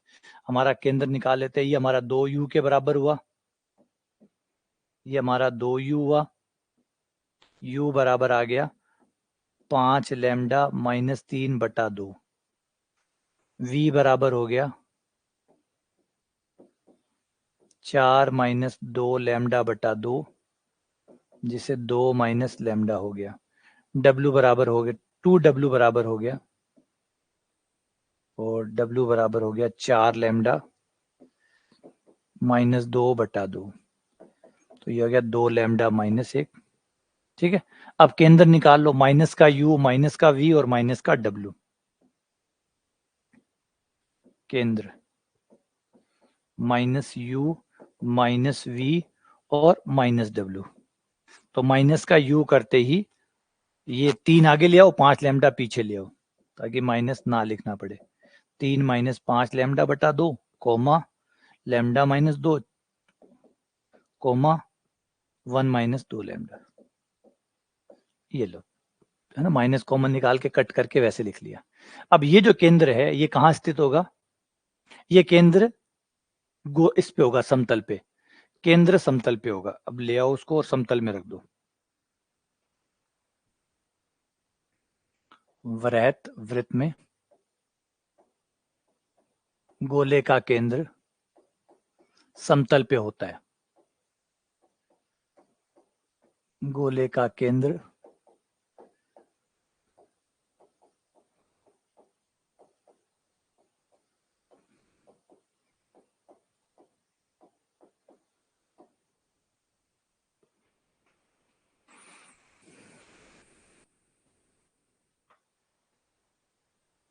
ये यहां रखो,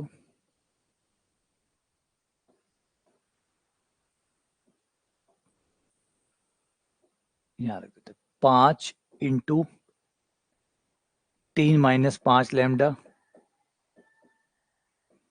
बटा 2,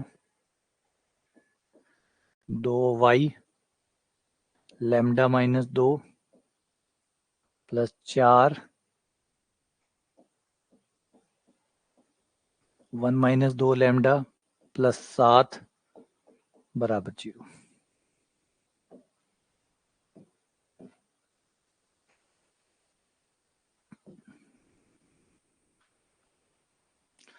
कितना आएगा, लैम्डा कितना आएगा,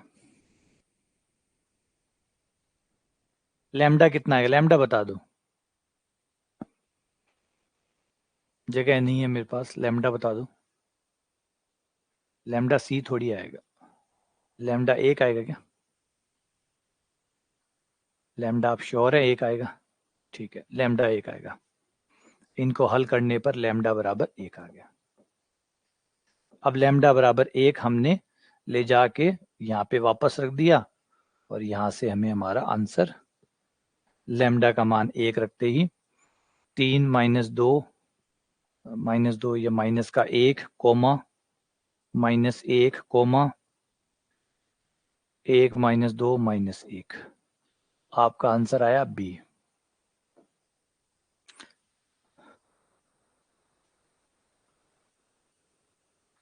बस ये लो, ये आपका आंसर आ गया।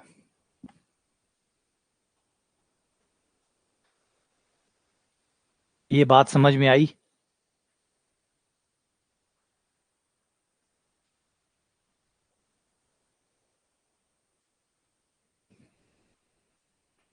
ठीक है,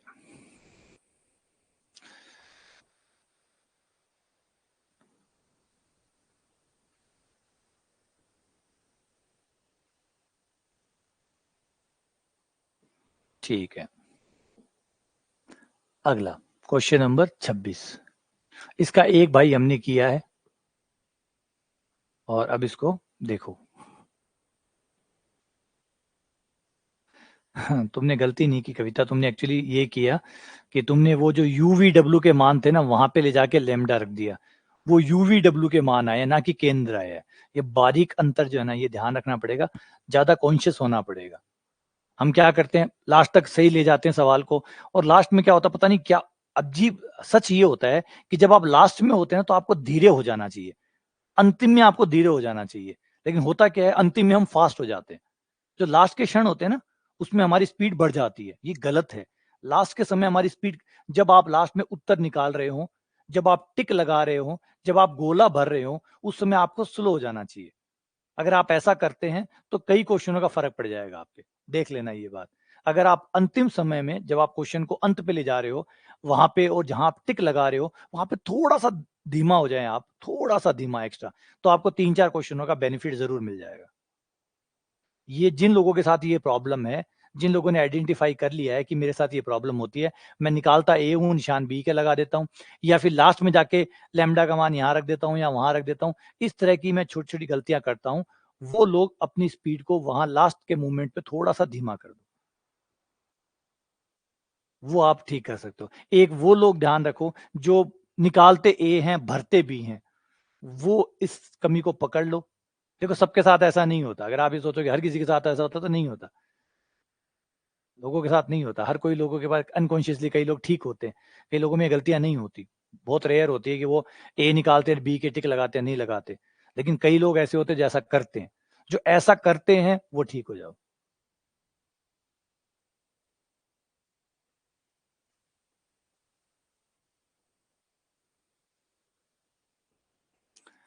वो जो जा रहा है ना, वो गोला वो नहीं है जिसका वृत्त वृत्त है, ये वो गोला अलग है।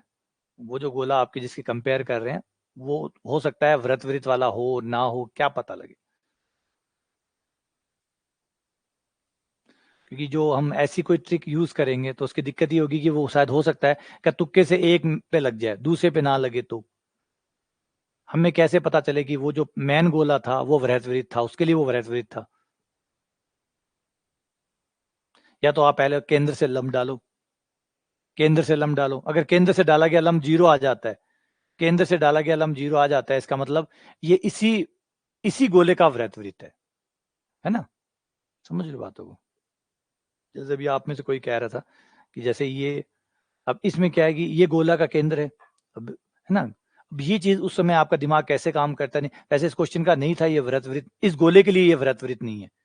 इस गोले के लिए ये जो वृत्त बनेगा ये वृत्त वृत्त नहीं है, क्योंकि इस गोले के केंद्र से आप समतल पे लंब डालो। अगर गौर करो, अगर गोले के केंद्र से समतल पे डाला गया लंब जीरो है, इसका मतलब ये वृत्त इसी गोले का ही वृत्त वृत्त है।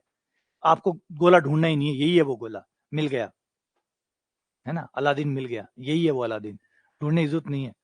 समझ रहे बातों को? आप लैम्डा लगा के जितने गोले बनाते हैं उन गोलों में ये खुद भी आता है। लेकिन देख लो, लैम्डा का मान जीरो रख के देखो, लैम्डा का मान जीरो रख के देखो, लैम्डा का मान 0 रखने पर यही गोला वापस आ जाएगा। यानी सारे वृत्त को समाहित करने वाला गोला एक ये भी है, खुद भी है ये। ऐसा नहीं कि ये खुद नहीं है, ये खुद भी वो गोला है जो वृत्त को समाहित करता है।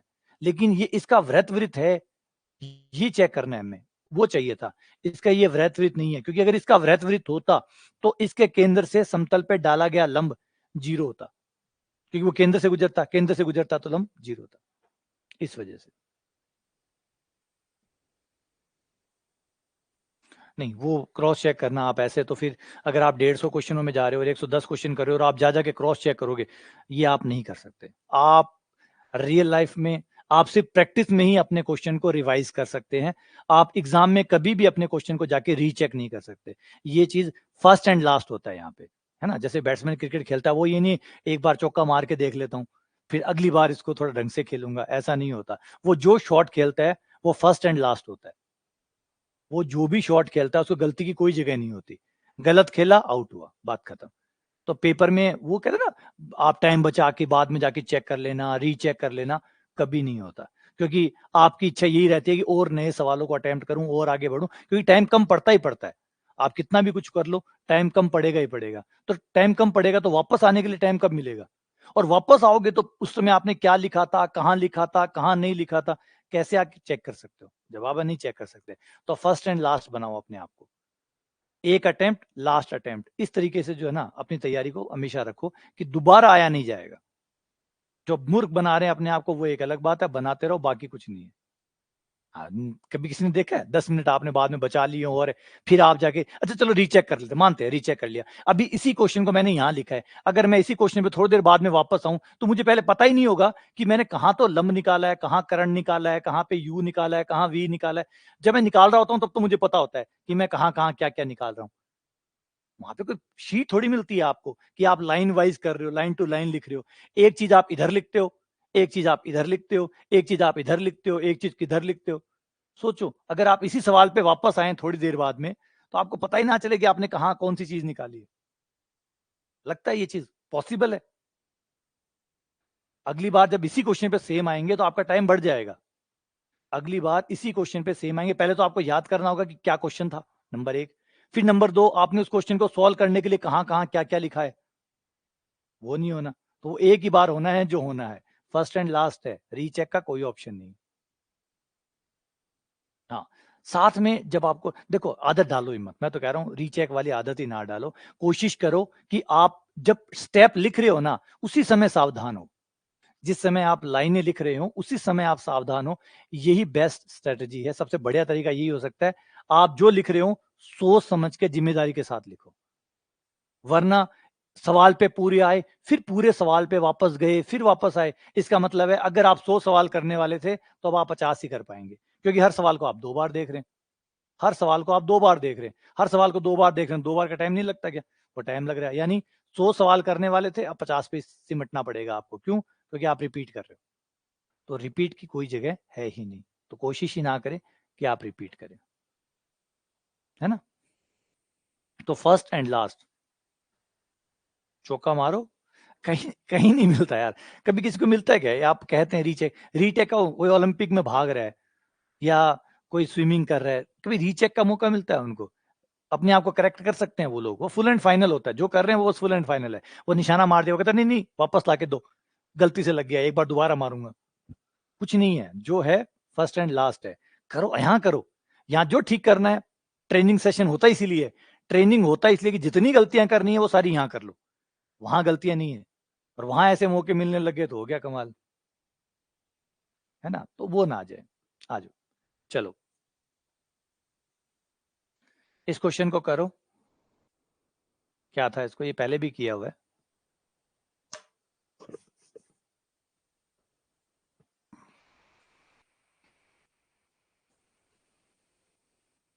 हाँ वही तो कह रहा हूं, सीधा जाओ।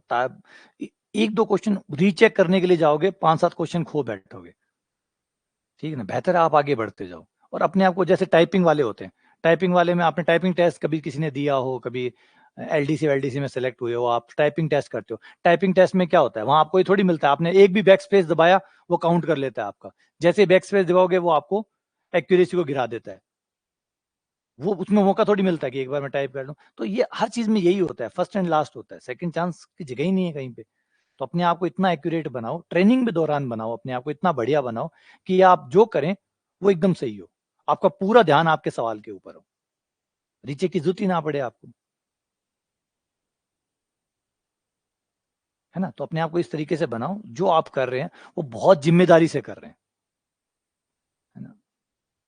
और वैसे ही कहते हैं ना, रिप्ले का या रिवाइज़ करने का चांस लाइफ़ देती नहीं। किसी का एक्सीडेंट हो जाए, वो कहते हैं, "यार एक बार वापस चलाओ, एक बार वापस चलाओ, इस बार मैं गाड़ी इधर से निकाल लूँगा, इस बार मैं बाइक इधर से निकाल लूँगा, या इस बार मैं ऐसे कर लूँगा।" तो आपकी लाइफ़ में भी नहीं होता रिवाइंड का बटन तो।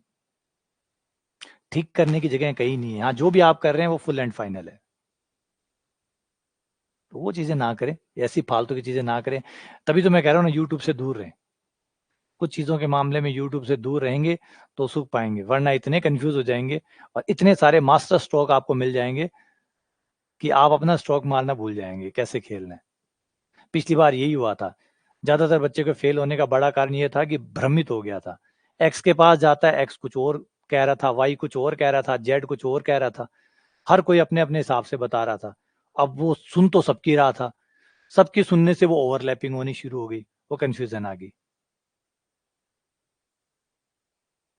वो डिपेंड करता है, देखो इसके लिए कोई कॉमन लॉ नहीं हो सकता कि एक पेपर में कितने क्वेश्चन करें। पेपर ईज़ी आता है, तो आप अपने आप ही पता लग जाता है कि ईज़ी आ रहा है, करो। कुल मिला के अपने टाइम का यूटिलाइज़ेशन करो। आपका टाइम अगर जितना भी है, वो जितने क्वेश्चन उसमें हो सकते हैं, उतने करो। क्योंकि अगर मैंने कह दिया कि 90 करके आओ, पेपर इतना टफ था कि 40-50 करने में ज़ोर आ रहे थे, 90 कहाँ से करोगे? और या मैं कह दूँ कि 90 करके आओ, पेपर इतना ईज़ी था कि आप 110 भी कर सकते थे, आप तो 90 करके आ गए। ये सोच के कि 90 ही करने थे, सर ने कहा था 90 करना है। तो पेपर जब आप करो, तो आपको खुद को पता चल जाएगा कि ईज़ी है। जैसे फर्स्ट ग्रेड का पेपर था, आरपीएससी फर्स्ट ग्रेड का पेपर बहुत ईज़ी आया था। उसमें आप जितने ज़्यादा कर सकते थे, वही था। सेकंड ग्रेड का पेपर बहुत टफ आया था, वहाँ 60 ही बहुत थे। वहाँ पे 60 ही बहुत थे। तो ये कोई रूल नहीं होता कि कहाँ कितने क्वेश्चन करने हैं। वो आप वहाँ जाइए, पेपर देखिए, पेपर ईज़ी है और पेपर ईज़ी टफ का आप क्या करना है? आप तो क्वेश्चन आए, जितना टाइम आपके पास है करते जाइए। जितना टाइम आपके पास है करते जाइए। बस बेस्ट है। उससे ज़्यादा आप कर नहीं सकते थे, उससे कम आप कर नहीं सकते थे, बात खत्म। पूरा टाइम का यूटिलाइज़ेशन करो, पूरे समय का यूटिलाइज़ेशन करो। जो आपका टाइम मिला है आपको 150 मिनट, उस 150 मिनट को पूरा उपयोग करो। उसमें जितने हो सके उतना ठीक है।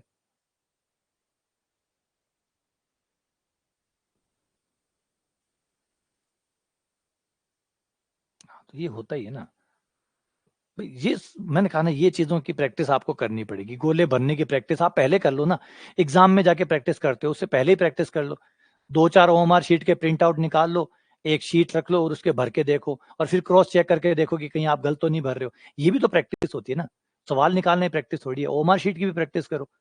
5-10 ओएमआर शीट जो है वो पहले से ही प्रैक्टिस करो, निकालो ओएमआर शीट, भर के देखो खुद से और फिर देखो कहीं आप गलतियाँ तो नहीं करते हैं, कहीं आप छोड़ तो नहीं रहे। और जैसे मैंने कहा, एक ही चीज़ है, फ़ोकस्ड होने चाहिए आप लोग। फ़ोकस होंगे तो गलतियाँ कम होंगी, है ना? फ़ोकस होंगे तो गलतियाँ कम होगी। यहाँ ए देखा, यहाँ लगाया। ऐसे उस समय जो है ना, उस समय दिमाग जब बँटा रहता है ना, दिमाग जब बँटा रहता है, टेंशनें रहती है, स्ट्रेस रहता है, तब फिर ये भूल-चूक ज़्यादा होती है और भूल-चूक ज़्यादा होती है, तो फिर गलतियाँ ज़्यादा होती हैं।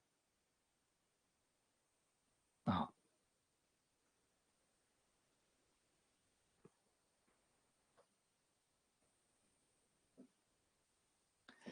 चलो कर दो इस क्वेश्चन को, क्या था? ये एक निश्चित बिंदु एबीसी से गुजरता है, एक्स एक्स वाई एक्स को एबीसी पे काटता है, तो समतल का समीकरण सीधा पहले आ जाएगा। वही है क्वेश्चन, सेम टू सेम है। सेम क्वेश्चन है, पहले भी किया हुआ है। समतल का समीकरण मान लो।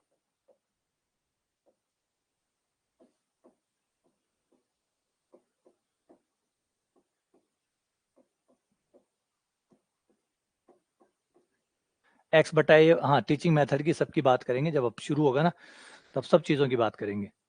एक्स बटा ए, क्योंकि पिछली बार हमने चोट खाई हुई है जीके की वजह से, तो इस बार जीके और टीचिंग मेथड इनकी वजह से कोई प्रॉब्लम नहीं आई, क्योंकि ये भी उतने ही ज़रूरी है, क्योंकि बच्चा मैथ्स में डूब जाता है, फिर वो ये जीके वीके को नज़रअंदाज कर देता है और उससे फिर वो गड़बड़ हो जाता है।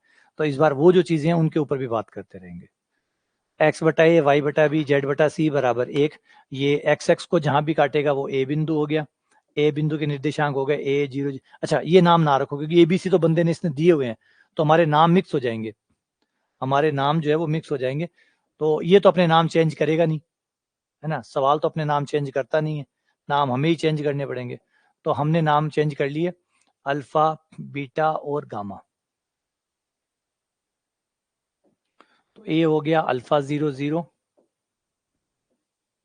बी हो गया 0 बीटा 0, सी हो गया 00 गामा।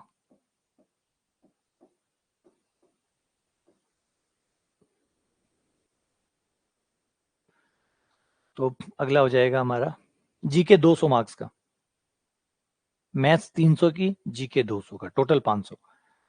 तो वो रहा आपका ए बी सी, इससे ए गुजरता है तो ए बी सी से गुजरता है, गुजार दो।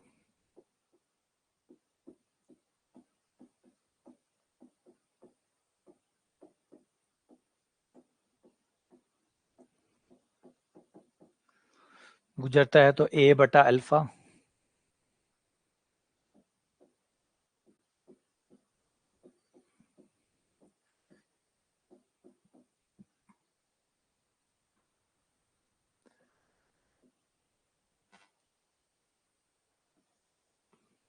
ए बटा अल्फा, बी बटा बीटा प्लस सी बटा गामा बराबर 1। अब यहां तक सब ठीक हो गया। गोले ओ ए बी सी का समीकरण निकालो। समीकरण नंबर 1 नाम दे दो।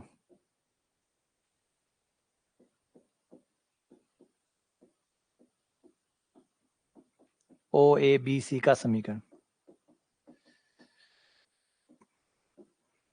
X square plus Y square plus Z square minus alpha X minus beta Y minus gamma Z बराबर 0।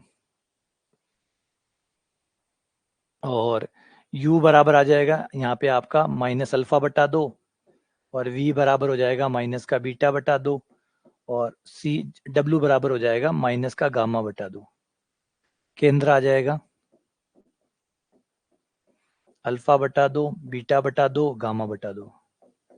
और केंद्र का ही बिंदु पथ पूछा है, तो केंद्र का बिंदु पथ है, केंद्र का बिंदु पथ, जिसका बिंदु पथ निकालना होता है उसको एक्स वाई जेड मान लेते हैं, और यही एक्स वाई जेड हमें दिए हुए भी है, केंद्र हमें दिया हुआ है, वह है अल्फा बटा 2, बीटा बटा 2, गामा बटा 2।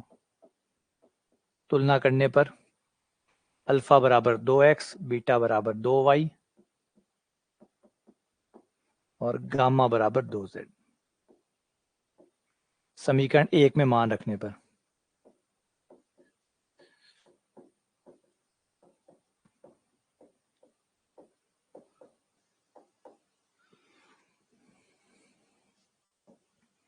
अल्फा बटा क्या है, a बटा 2x,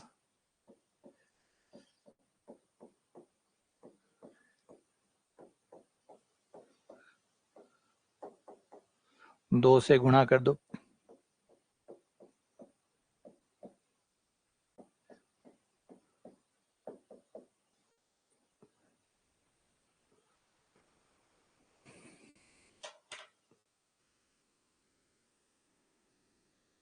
ठीक है, ये हो गया हमारा, हो रह गया बस। चलो अब एक दो चीजें और पढ़ लेते हैं, मूलाक्ष का एक मूलाक्ष और पढ़ लेते हैं।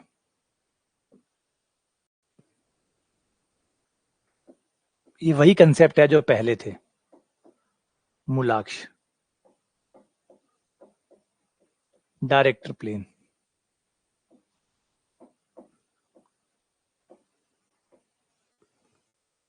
मूलाक्ष समतल, दो गोलों का, दो गोलों का, अगर आपके पास दो गोले हैं अलग अलग S1 S2, तो उस बिंदु का बिंदु पर जिससे खींची गई स्पर्श रेखाएं की लंबाइयां बराबर हो, तो वो आपको पूरा एक समतल मिलेगा। याद करो वर्त के केस में रेखा मिलती थी, वर्त के केस में आपको रेखा मिलती थी, गोलों के केस में समतल मिलेगा बस। तो आइडिया वही का वही है। ये दो गोले हो गए और एक बिंदु P है जिससे दोनों पर खींची गई स्पर्श रेखाओं की लंबाइयां बराबर है।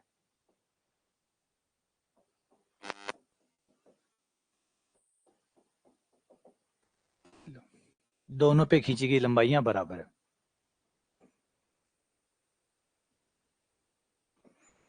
तो आपको एक समतल मिल जाएगा, ये मूलांक समतल कहलाएगा।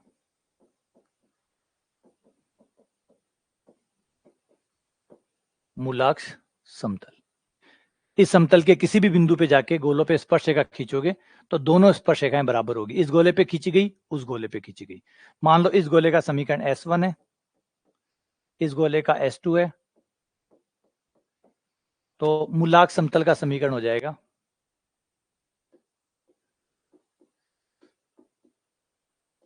मूलांक समतल का समीकरण S1 माइनस S2 बराबर 0।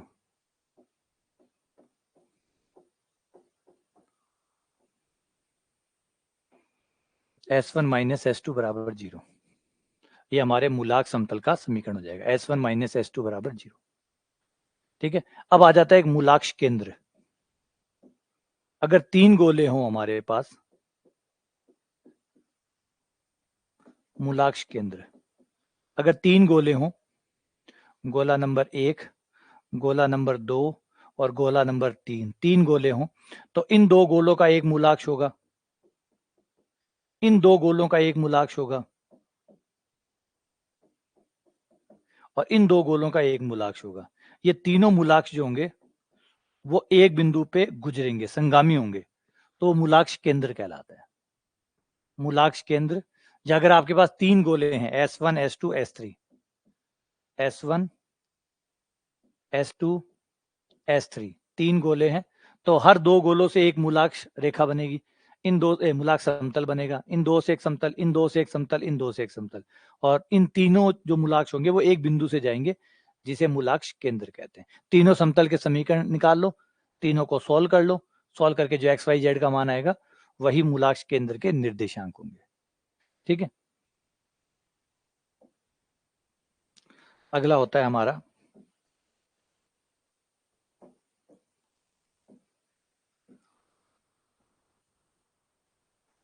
ये हो गया नियामक वर्त, नियामक गोला। ये सारे के सारे वही कंसेप्ट है, बस अब गोले के रूप में आ रहे हैं। नियामक गोला, नियामक गोला। अगर किसी गोले के बाहर कोई बिंदु ऐसा हो जिससे खींची गई स्पर्श रेखाओं, 2 स्पर्श रेखाओं के बीच का कोण 90 डिग्री रहता हो,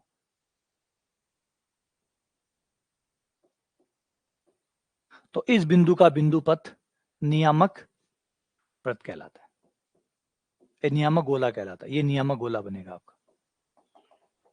नियामक गोले में जो खास बात होती है वो इसका केंद्र और आपके गोले का केंद्र एक होता है, इसका केंद्र और आपके गोले का केंद्र एक होता है, सिर्फ त्रिज्या में अंतर होता है। त्रिज्या इसके √2 गुना होती है, त्रिज्या √2 गुना होती है। दोनों का केंद्र सेम होता है, इसका केंद्र अगर R है तो उसका भी, इसका केंद्र ये है तो उसका केंद्र भी ये है, बस त्रिज्या √2 गुना होती है।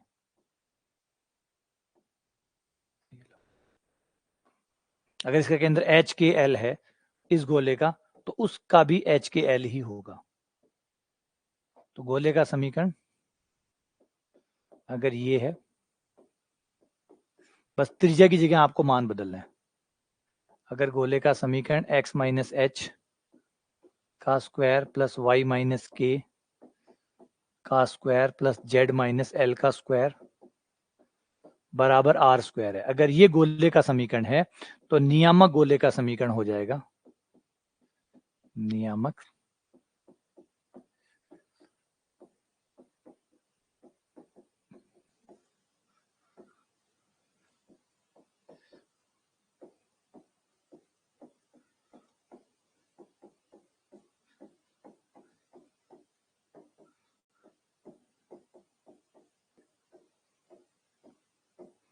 ये लो, ये आपके नियामक गोले का समीकरण हो गया। क्लियर हो गया ये? आगे बात समझ में? तो चलिए यहाँ पे इसको पूरा करते हैं, इसको खत्म करते हैं, आगे फिर नया लेक्चर स्टार्ट करेंगे, उसमें और आगे बढ़ेंगे। तो यहाँ तक गोले में कोई दिक्कत है क्या? गोले के कंसेप्ट में कोई दिक्कत है क्या आप लोगों को? गोले तो समझ में आ गया। अब थोड़ा ये जो 3D जो है ना, बुरा ना मानिएगा, 3D जो है ना वो कंसेप्ट पचाने लायक आसान नहीं है। ये वो टॉपिक है जो है ना, खाली खून नहीं मांगता, ये मतलब गर्दन भी मांगता है गर्दन भी मांगता है। देखो 3D को पचाना आसान नहीं है, 3D को, खासकर 3D में भी अभी गोला तो फिर भी एक पचने लायक है, क्योंकि व्रत का भाई है, व्रत का भाई है, तो इस वजह से थोड़ा सा व्रत वाला जो प्रॉफिट है वो मिल जाता है हमें, यहाँ वो बेनिफिट जो है ना व्रत वाला वो आपको मिल जाता है, तो गोला फिट बैठ जाता है। अब जैसे ही शंकु आएगा, जैसे ही बेलन आएगा, जैसे ही केंद्रीय सांको जाएगा, मामला बिखर जाएगा और बुरी तरीके से मामला बिखर जाएगा। तो कोशिश करूंगा कि उसमें जो मोटी मोटी बातें हैं, जो इंपॉर्टेंट बात है एग्जाम की दृष्टि से, क्योंकि इसको, ये टॉपिक वो नहीं है, ओबीसी कोई कहेगा इसमें 6 आते हैं, इसमें 8 आते हैं, बिल्कुल 8 आते हैं, लेकिन मैं कहता हूँ आप 3D को चाहे पूरे 6 महीने पढ़ लीजिए, गारंटी नहीं है कि आप 6 क्वेश्चन, आपको याद होगा 3D का जो सेकंड ग्रेड का पेपर आया था, उसके 3D के जो क्वेश्चन आए थे, है ना, उसमें बहुत से लोगों ने तो सॉल्यूशन नहीं दिए थे कि 3D के क्वेश्चन आए कहाँ से। तो 3D जो है वो टीचरों के भी नहीं पचता, जो पढ़ा रहे होते हैं ना उनके भी वो पच नहीं रहा होता है, क्योंकि बहुत टफ होता है, बहुत बहुत। पहले तो सिलेबस में ही नहीं था, पहली बात तो ये, पिछली बार इसको जोड़ा था तो 5-6 क्वेश्चन पेपर में पिछली बार आए थे, तो आए थे, ये बात बिल्कुल मना नहीं कर रहा, बिल्कुल कह रहा हूँ आए थे, लेकिन आने का मतलब ये नहीं होता कि करे भी जाएंगे, आने का मतलब ये नहीं होता कि करे भी जाएंगे।